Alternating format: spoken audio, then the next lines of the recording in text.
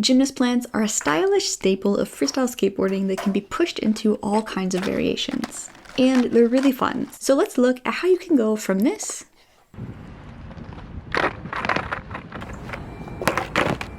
to this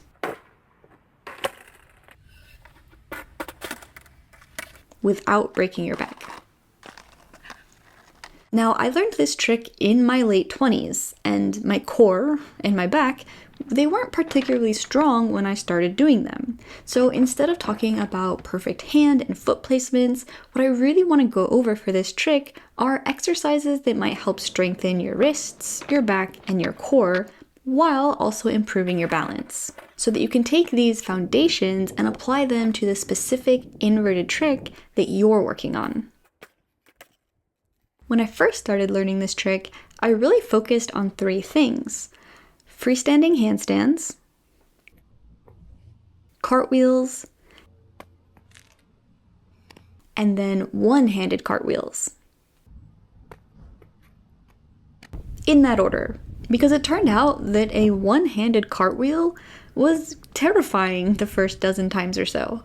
And I didn't have to dedicate any particular time to this, just every time I went out and skated, I did a few during my sessions. A few handstands, a cartwheel, and then I would just try to hold one of my hands up while doing the cartwheel again.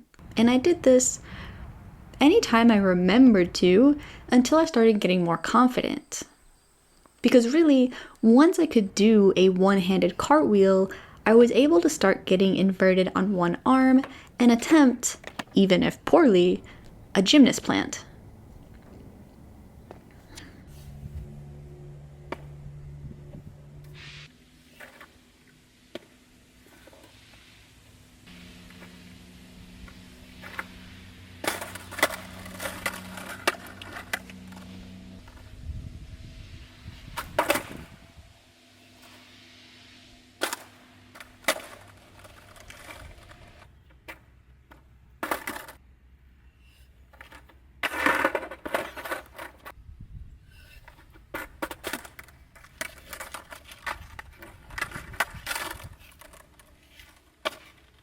It was during this process, though, that I realized just how weak my core and my wrists were. I started experiencing some wrist pain and just felt really floppy in the air when I was doing the plants. So I started to add a couple wall push-ups here and there, some planks, and really gentle wrist strengthening exercises just throughout my day outside of skateboarding.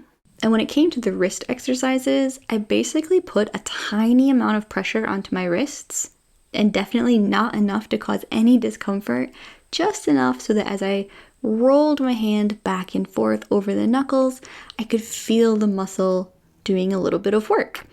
And this actually helped me, when I was upside down, have a better grip on the ground with my actual hand, because I was getting much better at engaging my wrist and pressing my fingers into the ground while upside down, and this helped me control my body in the air much better. I wasn't just flopping over my wrists backwards. I could press into my hands and hold myself upright. At the same time, doing some wall push-ups and some planks here and there was helping me strengthen my core and get better at engaging those muscles during the actual gymnast plant, so that when I was upside down, I could keep my posture straighter and hold it stronger throughout the trick. And while you attempt this trick, you might also want to work in some stretching and flexibility for your lower back, hamstrings, and calves. Basically the whole posterior chain, in part because it's so easy to flip over while doing this trick and pull or tweak a muscle. I know that I twisted and fell over in all kinds of different ways, and every time I was so grateful for the little flexibility that I already had, because it consistently saved me from injuries. And also, if you have really tight hamstrings and calves, just bending over in general is going to be harder. You'll have to really bend your knees in order to get your hand on the ground. So back, hamstrings, calves, add a little stretching to your routine, or stretch them out after your warm-up, but before you try this trick, because if you lack natural flexibility in these areas, this will definitely help keep you safer. One bonus tip that I remembered while filming all of this is to really try and bring the board to your foot. You don't have to fall back onto the board wherever the board goes. Use the hand holding the board and bring it to your foot as it comes down, or to both of your feet if you choose to land with both feet on the board. Either way, I think it really helps to bring the board to your foot as opposed to trying to find the board on the way down with your feet. So snap that board under your foot and you should have a pretty solid landing. But really, after you get a little bit of this foundational strength and flexibility, you have the base to do pretty much any gymnast plant, especially to do them much more solid. Because I was able to get up in the air a few times before I started working on these different aspects, but once I improved the little areas, these little foundational aspects, then I was really able to gain a lot more control over the gymnast plant. And like I said, I was learning this in my late 20s after spending many years living a sedentary lifestyle.